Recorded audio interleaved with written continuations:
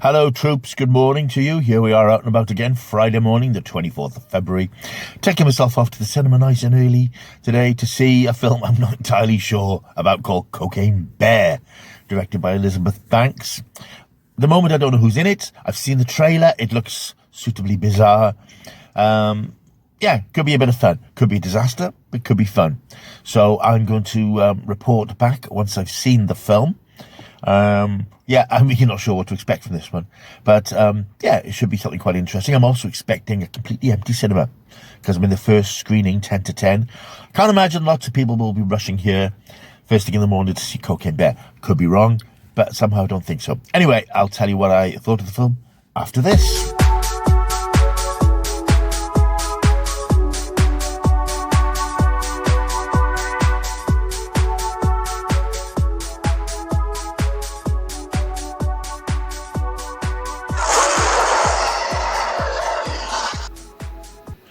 Well, Cocaine Bear. That was a film I just saw. Yes, that was a bit nuts. Possibly not quite as nuts as you might have expected from the poster, but it is quite nuts. It's one of those films that does what's often difficult to do in films. It mixes lots of different genres, different styles, and possibly too many characters. It's a story of sort of a family survival story. It's a creature feature. It's a comedy. It's a drugs heist that goes wrong. It's a cop story. It's a family story.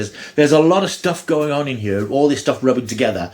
And it's sort of an uneasy mix, but it works. It really works. I got to avoid saying I had a good time with, because I said that about 12 times in my Ant-Man review, but I really enjoyed Cocaine Bear because it is, one, it's quite short. It's about 9,500 minutes, and that's long enough for a film like this. Two, it's incredibly gory, much gorier than I thought it was. And it swings from being a comedy to being a horror to being a thriller. And even though these things don't necessarily sit well together, it sort of works in the film, and it's very, very enjoyable. This is directed by Elizabeth Banks. Now, this is her follow-up to Charlie's Angels, the film that she made about 2 years ago, which didn't go down very well, wasn't a particularly big success, and it's hard to imagine how she could have taken a more severe career turn than this in terms of the sort of film she wants to make, because this is nothing like Charlie's Angels. I mean, I didn't see Charlie's Angels. I know it was flag-waving sort of feminist, all men are bastards type film, which is not for me. But this is nothing like that. This is pure, unadulterated, stupid entertainment. And it sort of opens up the possibilities for what she may do in the future. If she could pull off some of this, and she has pulled this off, it could be very entertaining to see where she goes next. This is, it's not a true story, but it is based on a true event. It goes back to 1985, when apparently a very inept drug dealer called Andrew Thornton, and he is sort of pictured in the film at the beginning of the film, he drops a huge quantity of drugs over this forested area in the middle of America. The plan being that once the drugs are ditched in a certain area, they'll be collected by the dealers down below. He jumps out of the plane with his own supply and stash of drugs. Unfortunately, his parachute doesn't open, and he splatters somewhere down below. The drugs land in the forested area, and they're found by a bear. Now, in real life, the bear ingested a lot of these drugs and died, and there's, if you look on Wikipedia, there's various stories about what's happened to his body since then. This film purports to tell what might have happened in between the dropping of the drugs and the bear eventually dying, and it goes off in different tangents. I mean, this is clearly not what happened. There are no suggestions that the bear actually killed anybody when he was high on drugs. This story is all a complete fantasy. It would have to be, because this could never happen. The core of the story then is basically these drugs are out there.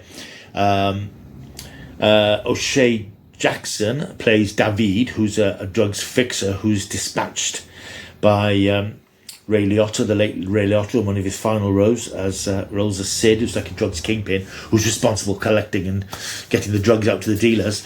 He's dispatched to go and find these drugs where they've landed in this forest area. He teams up with Eddie White, played by Alden Ehrenreich. Yes, remember him from the ill-fated Solo film. He's appeared again, and yes, it's nice to see him back. Actually, he's quite good in this.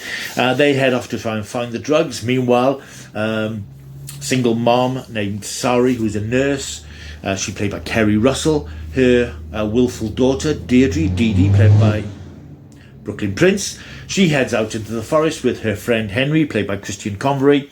They want to go and paint the waterfall, apparently, by throwing some water into. Whether this is a American kids thing, I don't know. But they don't get there. We also get Isaiah Whitlock playing Bob, a detective, who's also on the trail of the drugs. He's got his own tip-off about where the drugs might be, and he heads off on his own. So you've got all these different characters coming from different directions, all different arcs, all heading the same way. So you're never bored because you're jumping back and forth between these different characters. And I think that despite what some critics have said, I think you do. You're interested in these characters and what they're doing. You're thinking, well, where's this all heading exactly? Where it's sort of pseudo, very sub-Tarantino in terms of the intricacies of the plot. The drugs characters could be Tarantino-esque type characters. But it's just a wild ride. It's just a wild ride of a film. The bear has found these drugs and is regularly taking these drugs and is now hooked on drugs and wants to find the drugs and is wandering all over the forest to try and find the drugs. Anybody who's got a hint of drugs on them suffers, unfortunately. It's just completely crazy. One of the things I like about the film is that it's not got a particularly starry cast. Obviously, you've got Ray Liotta in it. I was pleased to see Jesse Tyler Ferguson from The Brilliant Modern Family turning up as this forester, environmental forester called Peter. And you've also, as I said, got Alden Ehrenreich. But otherwise, the cast of people I don't really recognise. And it's quite nice for a change to watch a film without going, oh, there's so-and-so from that thing, and there's her, she was good in that thing. So it's nice to sort of watch a film with relatively unknown people in it.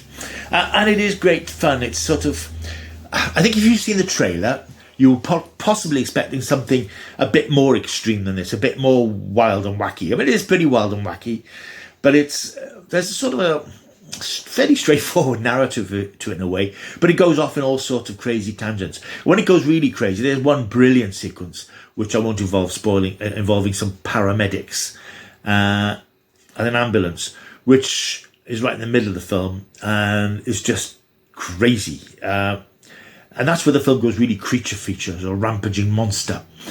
It's just... I've not seen anything like it, let's put it like that. Certainly not this year. It's certainly something very different this year.